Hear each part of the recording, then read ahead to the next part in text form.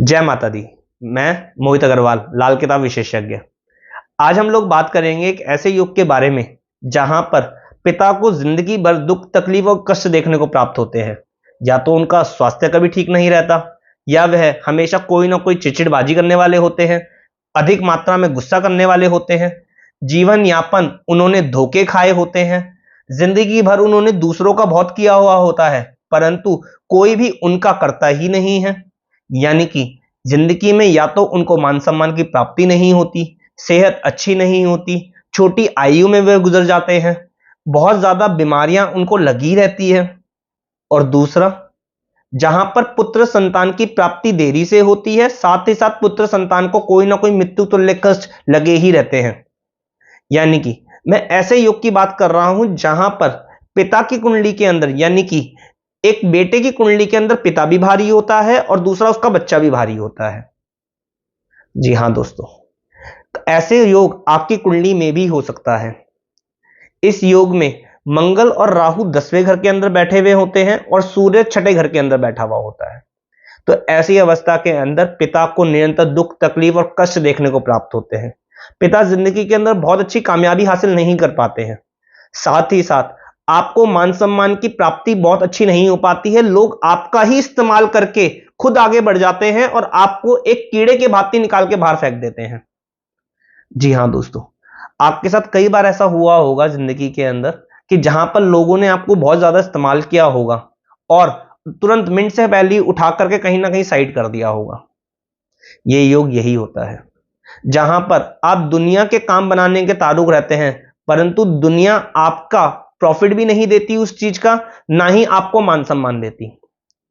तीसरा, आप अपने ही बच्चे के लिए बहुत कुछ करना चाहते हैं, बहुत कुछ सोचते हैं, बहुत कुछ विचारते हैं, परंतु वो सदैव आपके लिए एक नालायक ही रहता है। यहां तक कि कह लीजिए कि आपको किसी भी प्रकार का सुख देने में वह बिल्कुल भी सक्षम नहीं होता। हमेशा आप या तो उसकी पढ़ाई लिखाई के लिए चिंतित रहते हैं, उसको डोनेशन दे दे करके उसको कामयाब करने की कोशिश करते हैं। एक अवस्था आती है जहां पर उसको 17 से 20 साल की आयु के आसपास उसको मृत्यु तुल्य कष्ट प्राप्त होते हैं। ऐसी अवस्था के अंदर जिन लोगों को आपने माँ बापों को देखा होगा कि एक पुत्र संतान होती है, वो 17 से 20 साल की उम्र के आसपास वह मृत्यु को प्राप्त कर लेती है, तो ये दोस्तों ये वही अवस्था होती है जहां पर पुत्र संतान देरी से भी प्राप्त होता है, साथ ही साथ बड़ा होने के बाद वो कम आयु में ही गुजर जाता है। ये इतना खराब योग है दोस्तों। यदि आपने इसका इलाज करके नहीं चला तो जिंदगी के अंदर सिर्फ और सिर्फ कष्ट और संघर्ष यही जीवन में लिखा हुआ है आपके, ये मान लीजिएगा। क्योंकि ये योग ऐसे टलने वाला नहीं है। ये योग आगे बढ़ते हुए इंसान को पीछे खींचता है, गिराने का काम करता है।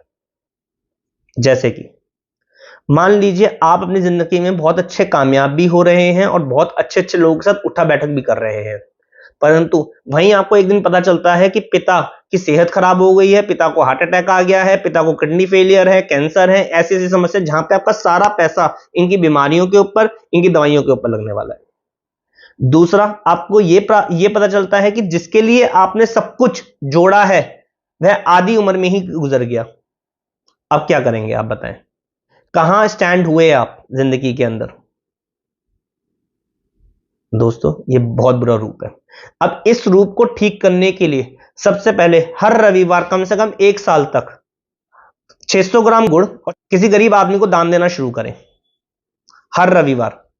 दूसरा उपाय, 43 दिन मट्टी के लोटे में जौ और सरसों भरकर मट्टी का ढक्कन लगाकर सीमेंट से सील कर लें और 43 दिन लगातार इस लोटे को जल में प्रवाह करके आए। यानी कि आपको डेली एक लोटा लेना है, इसमें जौ और सरसों भरनी है, मट्टी का ढक्कन लगाकर सीमेंट से सील कर लेना है और अगले दिन इसको जल प्रवाह करके आना है।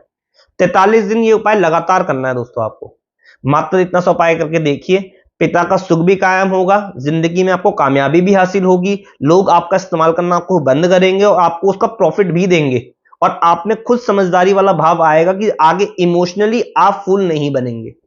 वरना दोस्तों ऐसा इंसान इमोशनल बहुत ज्यादा होता है और दूसरों की भावनाओं में आकर अपना नुकसान कर बैठता है।